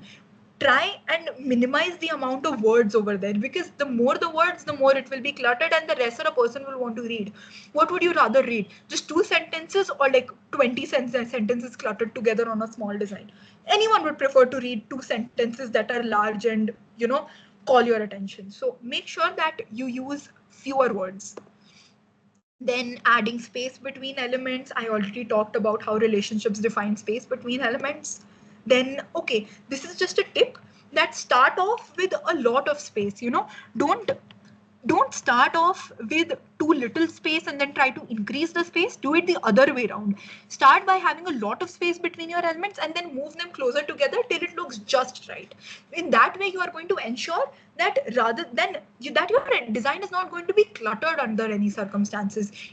It might be minimalistic, but it definitely won't be cluttered. You always prefer minimalistic over cluttered, because cluttered is where the user gets like visually confused, like what the hell am I supposed to focus on, that way. So always start with too much space rather than too little space.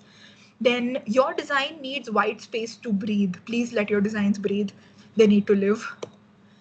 Then, of course, rules of clean design. I had said that certain designs are referred to as clean designs, and basically that means designs that can breathe and designs that are neat, tidy. So, rules of clean designs. These are things that I've already addressed, but once again putting them together for you guys.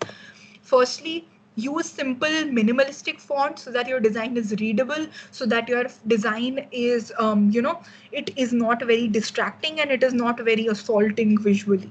So always try to use simpler fonts like it is given here. Avoid fonts that are very decorative or very fancy, so that they are not readable. Of course, you'll need to use decorative and fancy fonts as well, but don't use them so often that you would actually make it unreadable, your content. Then, of course, always pay attention to the little details. Over here, what they have done between these two is add in space, change the colors, and look at how the there's just small changes made between the left and the right design. But the design on the right, it looks far more professional and it looks far more elegant than the one on the left. So pay attention to these small details and make sure that you address them. Then color palettes. Do not go overboard with the amount of colors that you're using. Don't try to use like 10 colors in one small design. Try to pick one color palette and adhere to it. Don't randomly add in splashes of color. I'll be addressing this in a little more detail at a slightly later stage. So yeah, that is about the color palette. Then deep shadows. This is specifically for UI designs. I mean, yeah, it is for UI designs because it makes a lot more sense over there. So a huge mistake that people make is they add these very dark and deep shadows like on the left pattern, like on the left design. And those kind of add a certain amount of strain to your eye, because especially when it is a user interface, that is a UI, a person is going to stare at it for a very long time. And when there are such dark shadows on a light background, it just looks very, it causes a lot of strain because of the high contrast.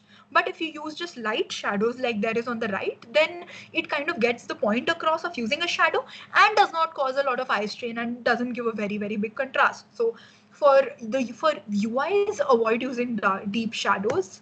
Then white spaces, I know you guys must be thinking how many times is she going to say this, but I cannot emphasize this enough. Please let your designs breathe. It is very important that your design doesn't have too many elements. So again, as I said, this was something when I was addressing the Gmail thing, the Gmail example. You might want to go for an interface that does not have a lot of options for someone to interact with. When there are lesser options, a person is not going to get as distracted. When there's like 20 buttons around you, you are going to look like, just okay, what am I supposed to do? There's like so much. What you're just going to spend so much time looking at this and that, and the user is going to get confused. But when there are fewer options, then the user is not as distracted and it is much easier for them to interact with your interface. Again, the last 2 points, the shadows one and the choice one is a little more pertaining to UIs, but yeah, I suppose it is also fairly applicable in your design. So yeah. Now, as I said about picking a color palette, now, yeah, from here I'll just be stating a few, miscellaneous rules of design or just miscellaneous tips of design that I, as a designer, follow. And yeah, since I have completed this specific part about clean designing, I will stop for a few seconds and ask you guys any questions up until now. I don't know if I'm like explaining things really well or you guys simply don't want to ask questions. I would like to think it's the first, but okay. Yeah, please do ask me if there's anything. Since there's nobody asking now, I'll continue. So the first thing, the 30-60-10 rule, and this is the rule I use for picking color palettes. Pick 3 colors, at max pick 6 colors. First method, where we use 3 colors, the color that you use for the background is going to be used for about 60% of your design, and 60% of your design is going to be a one color. The second color is going to be used for about 30% for your design, that is the text. And the third color is the color that is going to be used the most sparingly, about 10% of your design, and that is going to be added for accents. Okay, like by accents I mean certain things that require emphasis, for example buttons, as in like maybe a like button or a share button, that way. And the second method is where you split each segment of 60, 30, and 10 into 2 parts, and you use two colors for the same thing. Maybe your background is made up of 2 colors that together make up 60%, then your text is made up of 2 colors that together make up 30%, and your accents are made up of 2 colors that make up 10%. So usually it's preferable to use the first method because it is less, visually assaulting. I return to my favorite phrase. But yeah, method 2 sometimes might be required because if you are making a design that is very large. So yeah, depending on the need, that is an intuition that you will develop with time. You'll understand how many colors you need to use, but this is usually a very good rule of thumb to follow, at least in the beginning when you are not very certain. Now the next thing. Okay, do you guys see this picture over here? It is slightly blurry, I think, but when it is small, it is more or less tolerable. It's a blurry picture, but it's fine. Chalta hai, right? The moment I enlarge this picture, it gets horribly pixelated and it looks utterly hideous. So instead, if I use a high res image, this is the same image but in a higher resolution. It is so clear, it is so sharp, and it looks so good, right?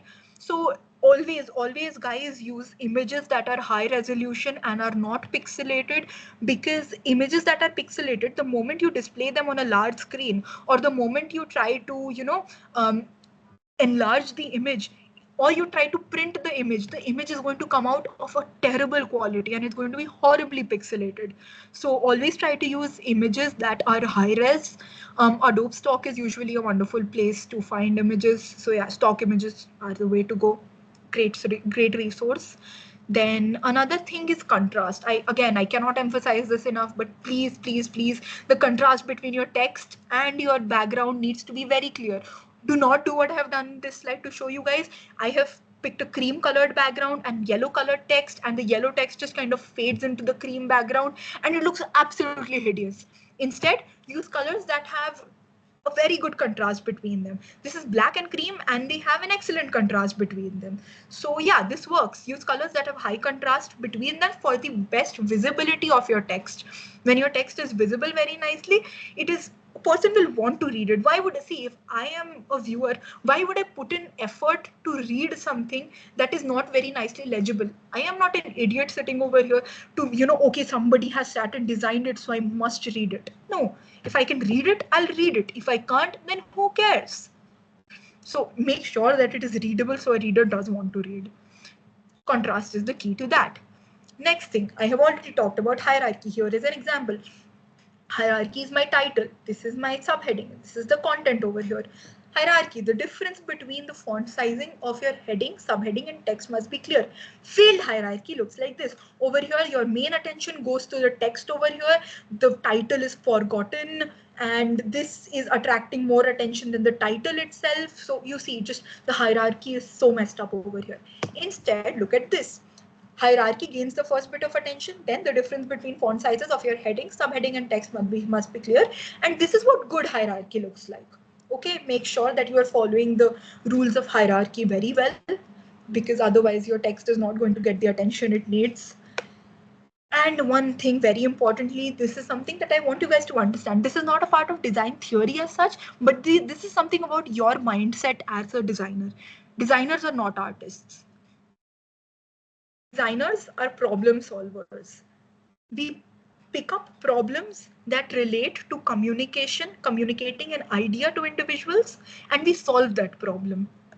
Design is not an expression of creativity, but art is an expression of creativity. Art is open to interpretation.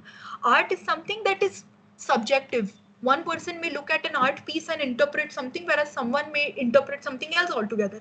And that is okay in art, because art is open to interpretation. Understand that design is not, should not ever be open to interpretation as such.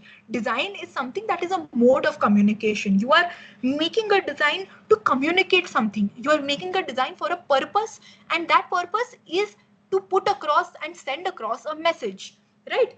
If a design has to be explained, if I need to explain what message I'm trying to convey using that design, then it does not serve its purpose. You have failed as a designer if your design needs to be explained. Okay, this is why I made this design. This is what I'm trying to explain in this design. If you have to do that, then the design doesn't serve its purpose.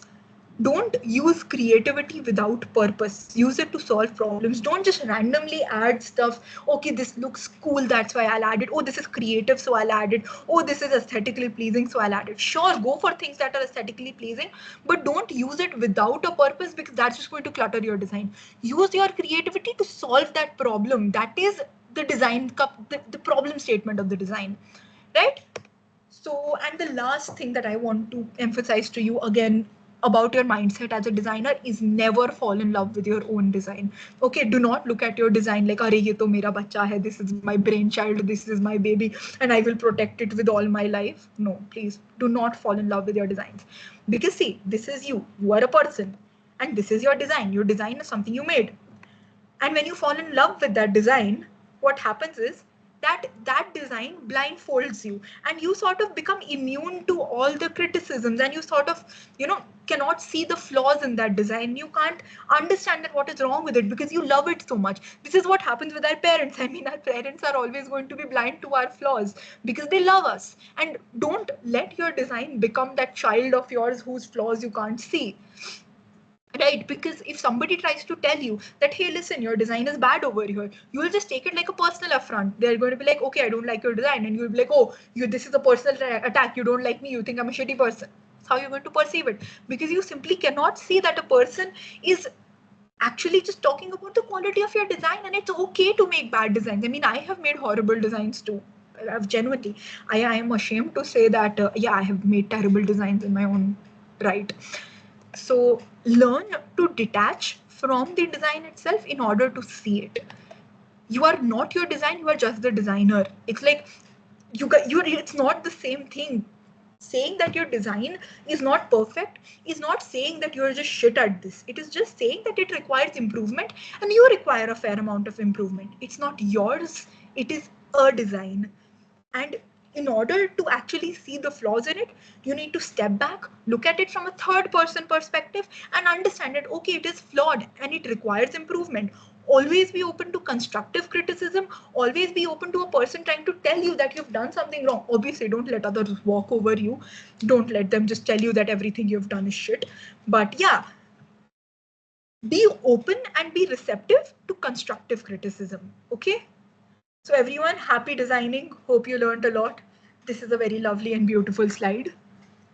Just kidding. That was a very, very, very bad slide. Happy designing, everyone. I hope you guys learned a lot in this presentation, or you at least learned enough to tell why this slide was supposed to be a joke. Uh, can you guys actually tell that this slide was a joke? I really hope so. Yeah. So now I have some assignments for you guys. These are not like mandatory assignments or anything that you need to mandatorily submit or something in order to attend the sessions ahead, but these are just kind of self-assessment assignments that you guys can try out. These are beginner friendly. You will absolutely be able to do this, because, and stay tuned guys, I am going to be touching upon Canva after this. Canva is your best friend if you are not familiar with a lot of applications. So I'll be touching upon that after this. Just these designs are something that you can make on Canva itself, and they just test your understanding of everything that I have, explained up until now. So the first assignment is designing a 1:1 poster for any of the given themes. First theme is a music concert by a rock band, and second is a course offered on an online platform for machine learning. This is your first assignment. And your second assignment is designing a visually striking book cover for a novel. It should be eye-catching and professional with the title and the author's name prominently displayed. The design should be original and creative. It should not infringe upon the copyright of any other work. Feel free to choose the title and the images as you see fit. So these are your two assignments. If you guys want, I can display it again. You can take a screenshot if you want. It'll be sent to you anyway. If you guys do try to solve this assignment, I will be very happy if you can send it on the WhatsApp group or to me personally on WhatsApp. I'll be glad to look at it. If you want feedback, I'll do that as well. Other than that, feel free to post it on your Instagram or your Twitter handle, whatever, tag us so that we can repost it as well. Yeah, that would be really cool. Give it a shot, definitely, because with this you will actually understand how much you have learned and how much you have understood. So yeah, now we'll simply touch upon Canva a little bit. Okay, let us look at Canva. This application that I have designed the PPT on is Canva. Okay, so let us go to the home of Canva.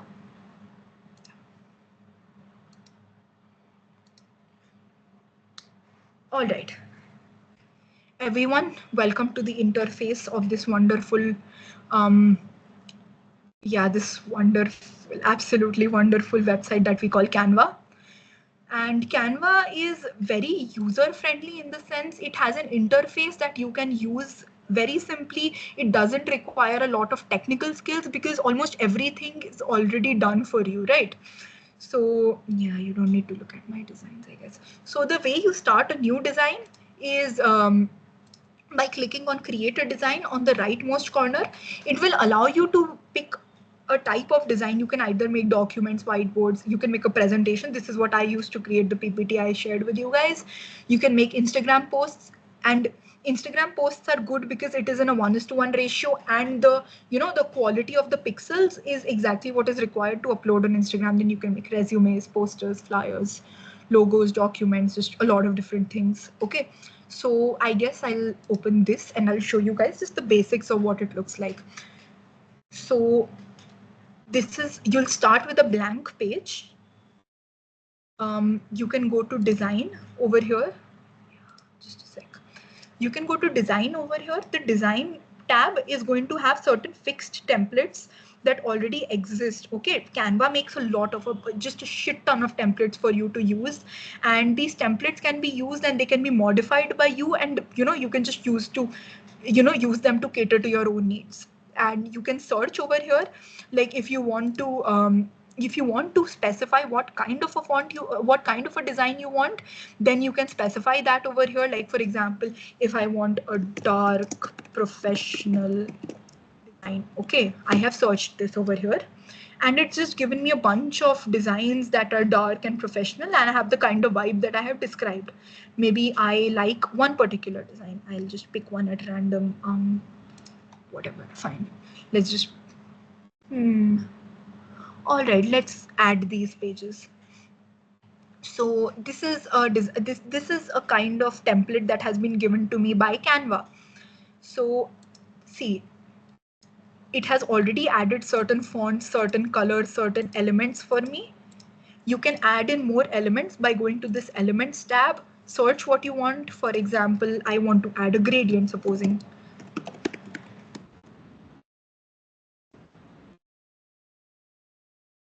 Oh my god, I'm so sorry. Yeah, my hands have gone cold. So you might want to add a gradient. Say I added a gradient. Oh my god. I added a gradient over there on this slide.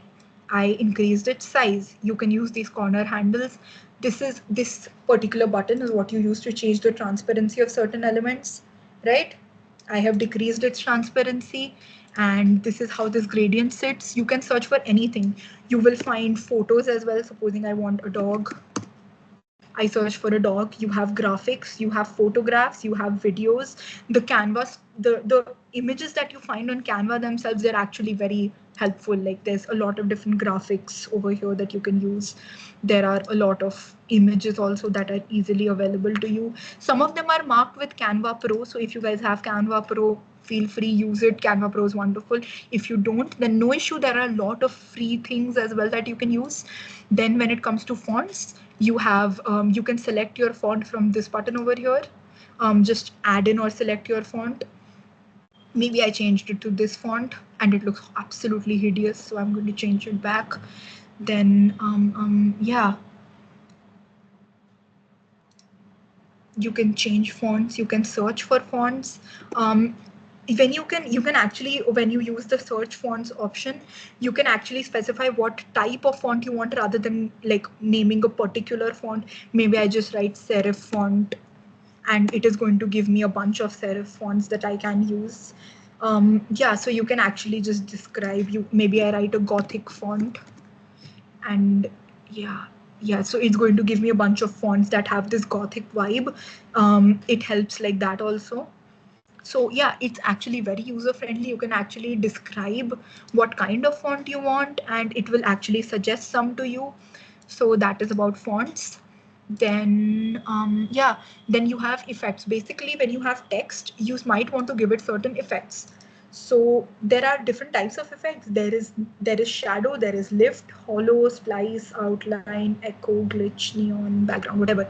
So the neon thing is very it doesn't really serve a lot of purpose because it's not very usable. It's just a once in 100 designs you might want to use this type of font, although it is very commonly used when you're trying to make a glitch core kind of design, where you're trying to make a design that is like you know maybe about a theme party that uses neon lights and it's like maybe some kind of a disco themed thing. So this effect comes in useful. Then the glitch effect also, again when you're going for a retro kind of vibe, I don't think you can see it very well here. The glitch effect looks something like this, like it is actually like glitching text. So the glitch effect is useful. Sometimes outline is simply it gives an outline to your text. Splice is that it gives like this layered look. Hollow means there's just the outline of your text and the inside stuff is gone. Lift is what I had used over there in that RCB slide. It's like it adds kind of like a background darkness for your text. If you can see the, wait, I'll just zoom in a little over here to show you guys better. You can, this is what it looks like without the lift, and when I add in a lift there's this kind of sort of dark emphasis laid on this text. So lift is often very cool to use when you want to increase the readability of your text, and it kind of, the text kind of pops. Then there's shadow, very obvious, it kind of gives a shadow. You can change the offset of the shadow, like the distance of the shadow from the text, like that. I don't like that very much. Then you can change the direction of the shadow, like if you want it to be in a particular direction, right? Like you can have the shadow anywhere. Like maybe if I wanted to, I could add an element that is a light over here, and I could let the shadow effect actually act like the light is being cast on the letters and the letters have a shadow, like that. Then you can blur out the shadow a little, then you can increase the transparency or decrease the transparency of the shadow itself. Then there's of course no effect at all. um, Fonts can be bolded, highlighted, underlined, spliced, same things. Also, it also, I want to point out when one very important thing that makes Canva different from Word and everything. You don't have anchored content as such. You know how in PowerPoint and in Word, a lot of your content is anchored to other stuff. When I move this around, other things are going to move along with it. That doesn't really happen in Canva. You can move this around very freely without affecting your other text. And that is what makes a lot of difference. And that is why Canva is easy to use. So you can add all of this with time. As you explore the elements button, you will find elements that you like. So I might find this element really nice. Maybe I can I can use this button over here with the three dots, and I can star this so that I can access it later. And your starred elements will show up, I think, at the bottom. Yeah. So you can use your starred elements, and again, um, yeah, I also wanted to show you guys about apps. Canva has a lot of built-in apps wherein you can add QR. You can it is going to make QR codes for you, and it is going to make mock-ups for you. It is going to decolorize images or colorize images. You can access Google Docs and everything from here directly. A lot of AI content, DALI is built in over here. over here. DALI is a good place if you want to go for images, like AI generated images. DALI is free of cost, works well. Oh wait, yeah. So that is one thing. Another thing that I wanted to show you guys is images. Supposing I add the images of an orange. I don't know why I thought of orange. I like oranges, I guess. Mm, Let us add the image of an orange.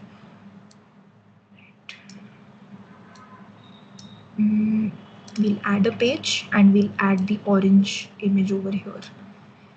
I can edit this image in a number of ways. Okay, just observe closely. When I go to edit image, yeah, hang on, this needs to respond.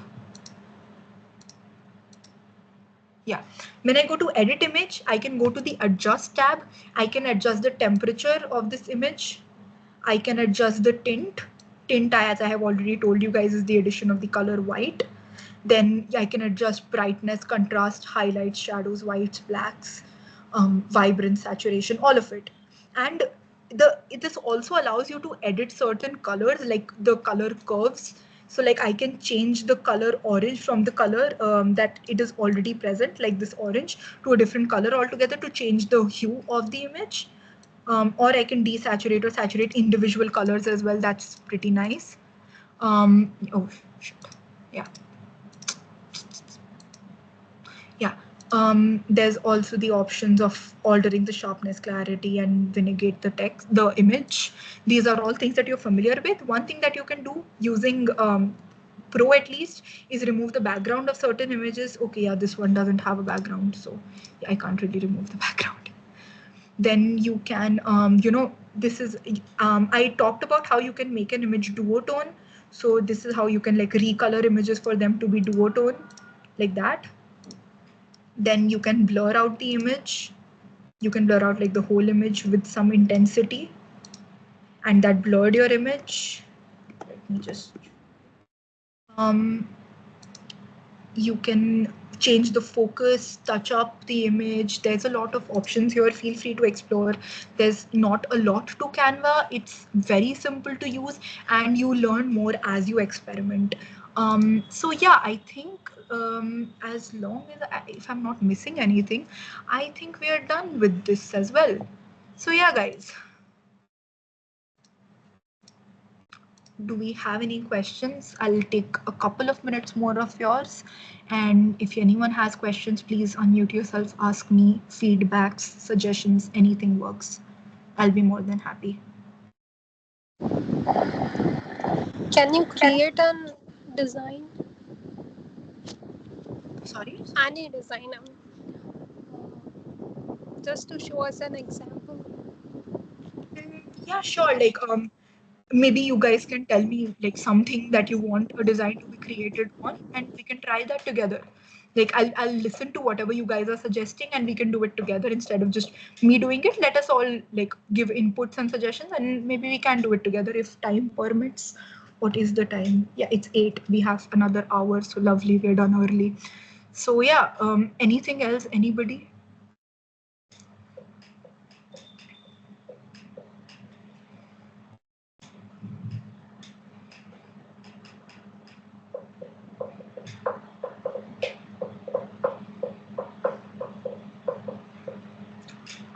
Guys, questions, comments, feedbacks, any other requests? Like yeah, like if we'll do the designing part, sure. Anything else, guys?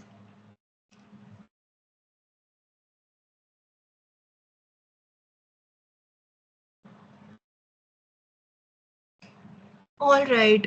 Since I don't see anything else as such, we'll pick up Khushi's request of a sample design. All right, Khushi, since you are the one who asked, what would you like to design?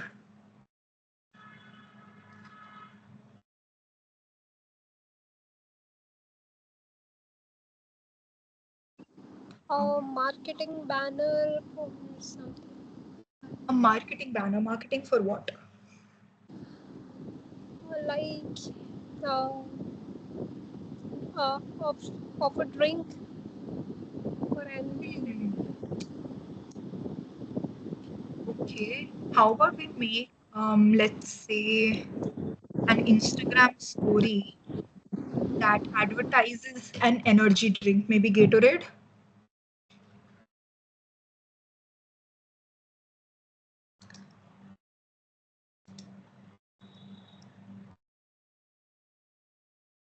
All right, let's try that out. So, okay, let us search for a template, I guess. One pertaining to an energy drink that already exists. That is cool. Mm.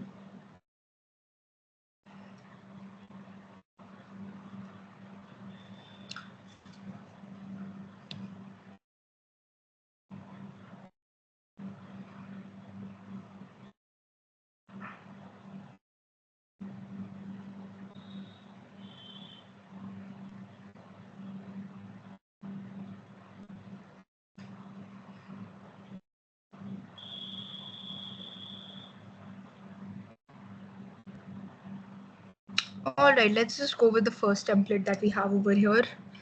So we have a basic template ready that has certain color schemes and certain elements and certain fonts already present. Okay, but this element over here I don't particularly like, so I'm going to get rid of it. I don't like this element either. I'm going to get rid of it because it serves absolutely no purpose. I'm going to move this to the top a little bit, and I'll move this thing over here to also a little higher, right? So I'll try and change this element over here, this image, because it's not really, serving my purpose. So maybe let's get in an orange Gatorade image.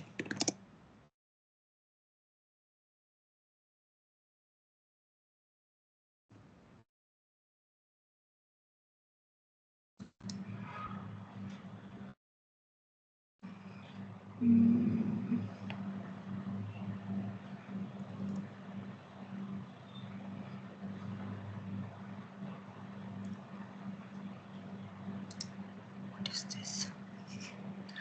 So, okay, let's take a simple Gatorade bottle. We'll take this image here. I'll paste the Gatorade image here. And I'm going to remove the background of this image, okay?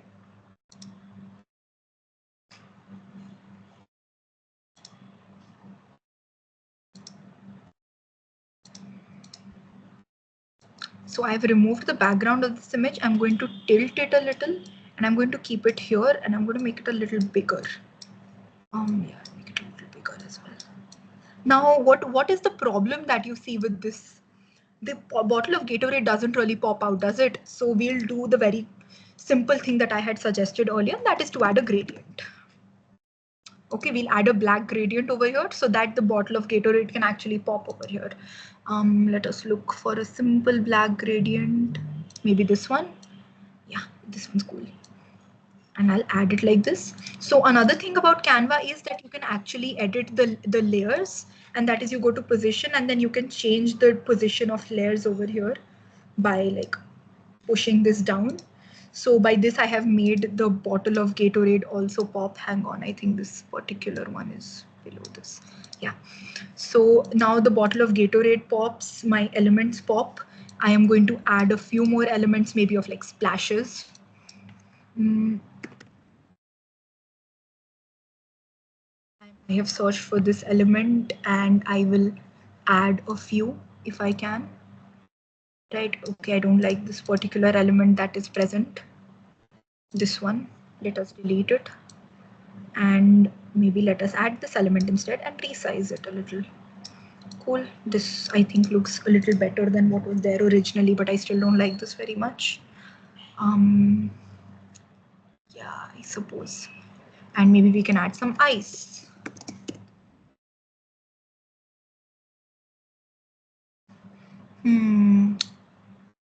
Let's see if this one works. Doesn't look very nice or appealing to me at the moment.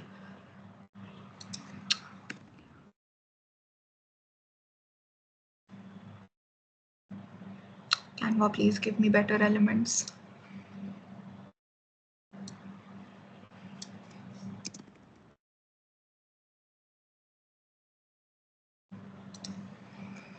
Yeah, this one looks far better.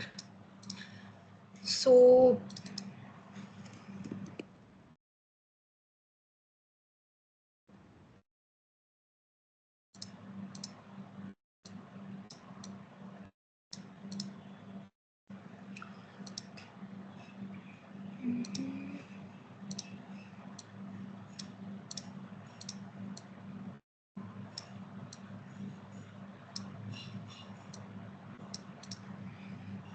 and let us shift this some more space here. For rudimentary design, it's not too bad, I suppose. I mean, it is kind of bad, but okay.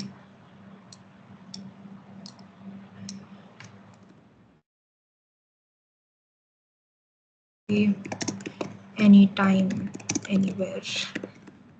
Caption, but okay, it works for now, I suppose. Yeah. How bad is this, Khushi? No, it's actually good.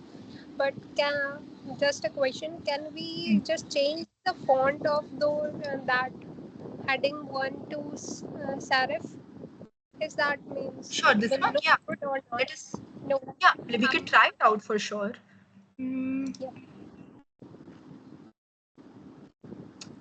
thing is, I don't think a serif font would look very nice over here. Yeah, that was the question. I mean, will it or not? It won't really look And so nice here because, like, you see, yeah, this looks good. Actually, this looks much better. We can increase the size of this band a little bit, and we can make this a little larger.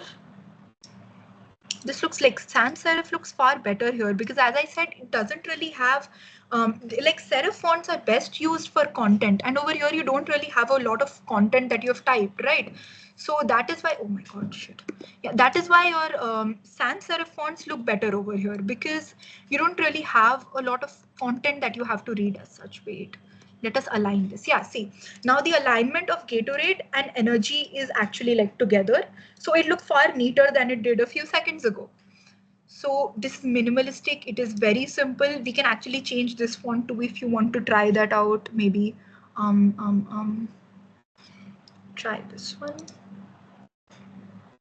but that is going to make it look like really broad and it doesn't really fit the vibe because this is an energy drink. You want it to be bold and you want it to be, energetic. That is why you have like really small kerning. The distance between the font, between the letters, is very small. And yeah, so I mean, it's not too bad. And the whole color scheme of it is orange. And orange, as we have already talked about, it conveys vibrance and enthusiasm and energy, which, I mean, is pretty representative of Gatorade, an energy drink. Yeah. Anything else? Anybody? Any questions?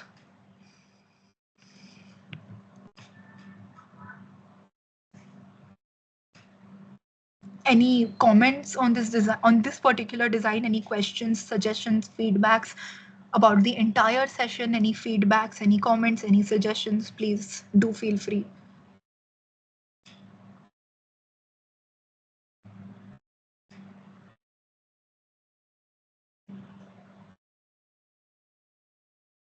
All right, since I don't see anyone else having anything else to say, I think we can wrap up about now.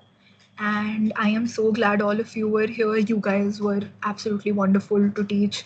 And I hope you guys have learned something cool here. And yeah, about the assignments, I'll send them across on the group once again.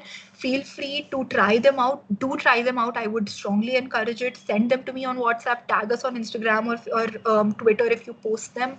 And yeah, if you guys want feedback, do tell me. I am more than happy.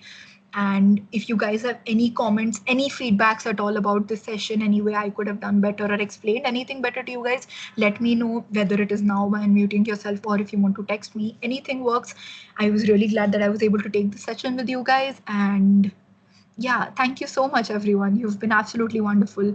Over to Biswajit if he wants to say anything, and I'm sure we have him to thank for this session as well. I'm all good. Just that assignment is given.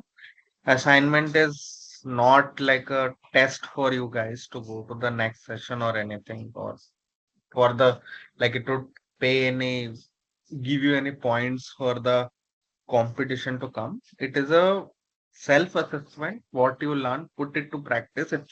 The design theory is not like just theory, right? You will forget it if you don't put it into practice. Go ahead, use Canva, you use pen and paper also if you want.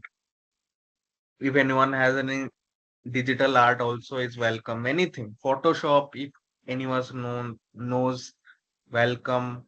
Just put it into practice, do the assignments. Okay, it's for self-assessment.